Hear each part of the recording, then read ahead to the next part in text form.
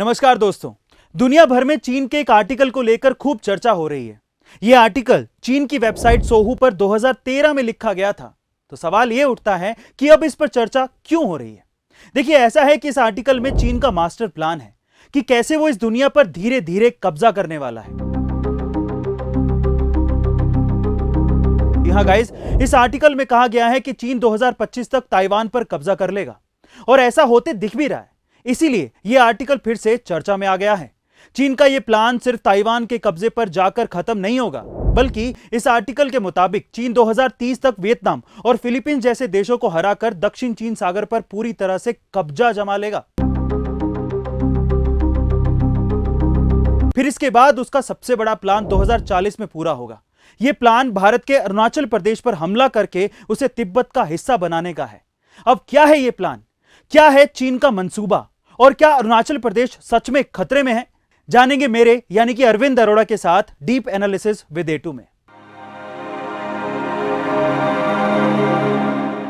तो चलिए सबसे पहले समझते हैं चीन का अरुणाचल प्लान।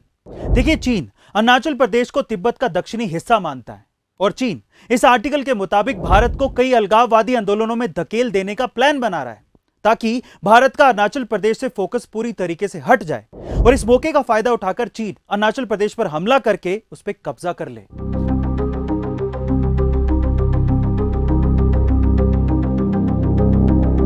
अब अरुणाचल प्रदेश को लेकर चीन का दूसरा प्लान सुनिए।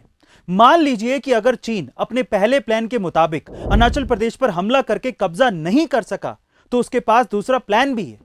आर्टिकल के मुताबिक चीन पाकिस्तान को कश्मीर पर हमला करने को कहेगा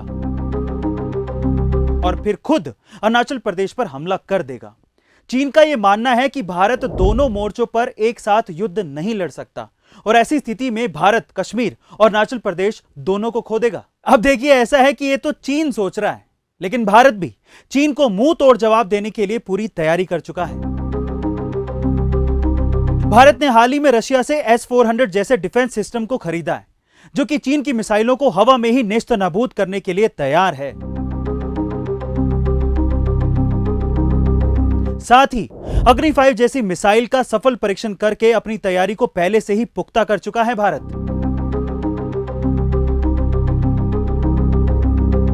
अगर चीन ने आंख उठाने की कोशिश की तो जवाबदेही भी चीन की ही होगी। गाइस, आपको क्या लगता है कि चीन अपने इरादों में कामयाब हो पाएगा? कमेंट सेक्शन में जरूर लिखिएगा और आगे कौन से टॉपिक्स पर आप मुझसे डीप एनालिसिस चाहते हैं, यह भी मुझे बताइएगा। मिलते हैं अगले डीप एनालिसिस में। Thank you so much.